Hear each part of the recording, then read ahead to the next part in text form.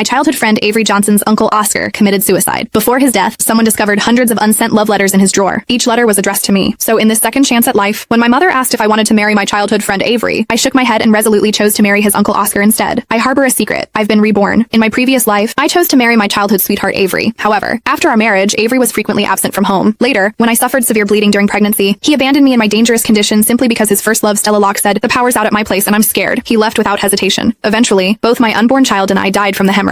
After my death, Avery didn't shed a single tear. He even complained that my death had disrupted his travel plans with his first love. When I miraculously opened my eyes again, given a second chance, I had returned to the day my mother asked me who I wanted to marry. "Amanda Brown, have you really thought this through? You and Avery grew up together. Are you sure you want to marry his uncle Oscar?" Faced with my mother's repeated questioning, I consistently answered, "Yes, I'm sure." "All right, as long as you truly love him. Your father and I will start arranging your wedding right away." My mother was even more eager than I was. That very day, she went to ask Oscar about his thoughts. After receiving his affirmative response, she rushed to the wedding planning company to book an outdoor venue. Shortly after booking the wedding venue, Avery called. His voice was filled with impatience. "Amanda, have you no shame? You initially forced our elders to arrange our marriage, and now you've gone behind my back and booked a wedding venue? Don't you have any modesty as a woman? Are you that desperate to get married? Amanda, your desperate, cheap behavior makes me utterly despise you." I pressed my lips tightly together, pausing briefly before explaining. "Avery, I never intended to marry you in this lifetime. The person I want to marry is—" But he didn't give me a chance to finish, interrupting me with a cold laugh. "Amanda, so you've learned to play hard to get now? Why didn't I see through your true intentions earlier? Even if you plan the wedding perfectly, what difference does it make? I love Stella, and she's the only one I'll ever marry. My heart belongs entirely to Stella. Your pathetic actions only disgust me to my core." With that, he hung up, leaving me to swallow the explanation I wanted to give. Never mind. Soon enough, he discovered that I wasn't planning to marry him at all. My family and the Johnson family had been close associates for generations, a traditional relationship highly valued in our community. Avery and I grew up in the same residential compound, truly childhood sweethearts who shared everything. After we celebrated Christmas that year, our parents arranged our marriage, following the traditional custom of family-arranged unions. But in my previous life, he suddenly proposed canceling our engagement to marry someone else. I refused to agree, which led to a huge argument. Although I eventually married Avery as I wished, he rarely came home after our wedding. When I finally became pregnant, he moved in with Stella, and I barely saw him except during family gatherings. As my due date approached, the senior family members who traditionally had authority in family matters forced me to return home. However, on the first night back, we had a fierce argument that caused me to hemorrhage severely. I was terrified and begged Avery to take me to the hospital, but one phone call from Stella was enough to make him leave. In the end, both my unborn child and I died. My poor baby never even had a chance to see this world. After my death, Avery didn't even attend my funeral, immediately taking Stella on vacation instead. My parents, heartbroken, fell ill from grief and passed away shortly after. My family's assets ultimately fell into Avery's hands, while he and Stella grew old together, surrounded by children and grandchildren. In my previous life, my decision to marry Avery led to a devastating tragedy, resulting in the loss of both my family and my life. In this life, I absolutely cannot make the same mistake. I must protect those who truly love me. After we finalized the wedding venue, my mother kept urging me to pick out a wedding dress. Oscar Hunter had already selected our wedding rings abroad, designed by one of the most renowned international designers. Since he was negotiating business overseas and couldn't return immediately, he sent me a black card as an apology. I had reserved the latest wedding dress from Christmas, a high-end designer brand, which had just been airshipped this morning. The store assistant called to invite me for a fitting, but as soon as I walked into the bridal shop, I saw Avery sitting in the waiting area. When he looked up and saw me, his brows immediately furrowed tightly. "What are you doing here?" I answered softly, "Trying on a wedding dress." Perhaps my expression was too calm, as he seemed surprised before scoffing. "Amanda, are there really no other men in this world? Do you absolutely have to marry me?" I stared at this all too familiar face before me, a bitter smile forming at the corner of my lips. I simply couldn't connect this man with the Avery who once carried me on his back when I had stomach pains, desperately running through pouring rain. Ever since Stella appeared, he was no longer the Avery who had carefully protected me. Fortunately, in this life, I finally didn't have to be entangled with him anymore. I looked at him calmly and responded coolly. "Avery, I told you I'm not going to marry you. You're right, there are other men in this world, and I won't cling to you anymore." With that, I walked straight into the wedding dress display area without giving him another glance. However, before I could get far, Avery suddenly grabbed my wrist with a quick, jerking motion, his tone severe. "Amanda, what exactly are you trying to do?" I struggled to break free, but his grip was too strong. I sighed helplessly. "Avery, what do you want?" I said, "I'll never want to marry you in this lifetime, and I won't bother you anymore." "Isn't that exactly what you want?" He glared at me with a cold smile. "You deliberately chose today to try on wedding dresses, and you say you don't want to marry me?" He glanced toward the fitting room, his eyes full of love. "Stella is the only woman I'll ever love. Give up already." I told my family last night that I'm canceling our engagement. Even if my entire family disagrees, I'm going to marry Stella no matter the cost. The cost Avery mentioned was simply giving up everything the Johnson family had given him. He had started his own company, which was doing fairly well, but compared to the Johnson family enterprises, it was nothing. I smiled politely and said softly, "Well, I wish you both happiness. Don't worry, I'm getting married to someone else soon, so our engagement is already void." I gestured for Avery to let go, but he kept staring at me, refusing to release my wrist. "Amanda, what game are you playing now? Who else could you possibly marry besides me?" My wrist hurt from his grip, bringing tears to my eyes. Just then, Stella walked out. She exclaimed in surprise, "Avery, what are you two doing?" Avery immediately released my hand and rushed to Stella's side, trying to take her hand. When Stella instinctively pulled away, he quickly understood and softened his tone, saying, "I'll go wash my hands thoroughly in the restroom. Wait for me." Stella and I locked eyes, and hers were filled with undisguised contempt and triumph. That's when I noticed she was wearing the wedding dress I had reserved. The store assistant who followed her out called anxiously. Ms. Locke, this dress has already been reserved by someone else. Please look at other styles. We just received several new designs by air this morning. Stella glared at the assistant angrily and said in a harsh tone, my fiancé is the future heir of the Johnson family and is very close with your boss. My fiancé said I can try on whatever I want. He can afford it. Besides, this dress was only reserved, not purchased. Why can't I try it on? She turned to me with malice. Right, Amanda? Even marriages can be called off, let alone a reserved wedding dress. The assistant finally noticed my arrival and was nearly in tears. I'm so sorry, Ms. Brown. This dress just arrived this morning, and I didn't have time to put it away before Ms. Locke tried it on. I didn't want to make things difficult for the assistant, and besides, I no longer wanted a dress someone else had worn. I smiled nonchalantly at the assistant. It's fine. If Ms. Locke likes it, let her have it. You received your store's crown jewel this morning too, right? Take me to see that one. I patted the black card in my bag. Since my future husband was so eager for me to spend his money, I'd indulge him just this once. Avery came out just in time to hear my words. He looked at me coldly. Amanda, can you stop embarrassing yourself? I've said I'm marrying Stella, not you. Why are you making a fool of yourself? And do you even know how much that crown jewel costs? 10 million. How could you possibly afford it? I smiled, took out the black card and handed it to the assistant. No need to try it on. I'll take it. I turned and left, with Avery's shocked expression and Stella's jealous glare following me. That evening, I had a video call with Oscar. This was my first time talking face to face with him since my rebirth, and I felt somewhat nervous. We agreed to go to the Civil Affairs Bureau to get our marriage certificate on the morning of his return. Although we were about to become husband and wife, I still found it a bit amusing, considering we barely knew each other. Avery called immediately after, interrogating me. Amanda, where did you get the money to buy such an expensive wedding dress? You haven't been doing something shady behind my back, have you? And your behavior at the bridal shop today was deliberately targeting Stella, wasn't it? Didn't I warn you to stop bothering my fiancé? You've been busy preparing for a wedding these past few days just to force me to marry you, right? Let me tell you, no matter what you do, I will never marry you. I had just finished my call with Oscar and was in a good mood, but Avery completely ruined it. Irritated to my core, I snapped back. Avery, this is the last time I'm explaining this to you. The person I'm marrying is not you. He was driving me absolutely insane, but no matter how I explained, he refused to believe me. That night, Avery updated his Facebook, getting our marriage certificate on the 18th of this month with my first love. All friends are welcome to witness our happiness. Good for them, they were getting their certificate. As fate would have it, Oscar and I had scheduled to get ours on the same day. Avery had been busy taking wedding photos with Stella these past few days, so he hadn't bothered me again. On the day we were to get our certificates, I wore my multi-million yuan wedding dress and waited for Oscar outside the Civil Affairs Bureau. Just thinking about his stunned expression when he would see me made me smile softly. I deliberately waited until after Avery and Stella had gone inside before getting out of my car, as I didn't want any unnecessary trouble on such an important day, but unexpectedly I couldn't avoid it. Amanda, is that you? A man who entered after me called out, immediately drawing the attention of Avery's group waiting in line ahead. My God, today is Brother G and his wife's big day, and you're dressed so formally? You're truly a dedicated, pathetic follower, wearing a wedding dress and chasing him all the way to the Civil Affairs Bureau. Hearing the commotion, Avery walked over. When he saw it was really me, his face darkened with contempt, and he shouted, Amanda, what are you doing here? Dressed like this? How desperate can you be? Do you think I'll marry you if you do this? If that's what you're thinking, you're wasting your time. I will never marry you. The only person I'm marrying is Stella. As he spoke, he pulled Stella close and looked at me provocatively. I was both speechless and amused. I said firmly, I've told you the person I'm marrying is not you. I'm dressed like this, but not for you. My fiancé will be here any minute, so please stay away from me. His friends burst into laughter, mocking me for going to extremes to marry Avery, joking that I had taken being a desperate admirer to a new level. Amanda, we're all tired of your playing hard to get. Stop dreaming. Brother G is about to get his marriage certificate with his fiancé. If you're that desperate to get married, just pick one of us. Honestly, I'd like to try being Brother G's devoted follower for once. With a disdainful smirk, Avery sneered, you guys are really interested in such a boring, flavorless woman? Forget it. Whoever can get her, she's yours. I wouldn't take her even if she were given to me for free. Hearing Avery's insulting words, my anger boiled over. I raised my hand to slap him, but he caught my wrist. I glared at him fiercely, my eyes burning with rage. Avery, are you incapable of understanding? I've said it before. The person I'm marrying today is not you, and the person I've always wanted to marry was never you. He didn't get angry. Instead, he laughed with cruel amusement. Amanda, who would believe that? You've been dreaming of marrying me since you were 5, and every Christmas for years you've been crazy in love with me, even resorting to forcing a marriage. But now you say you're not marrying me? Fine. Tell me then, where is this person you're dressed up for? It's been quite a while and there's still nowhere to be seen? I yanked my hand away from his grip, my face flushed red. His humiliating words had brought tears to my eyes. Just then, a deep voice sounded from behind me. Avery, let her go.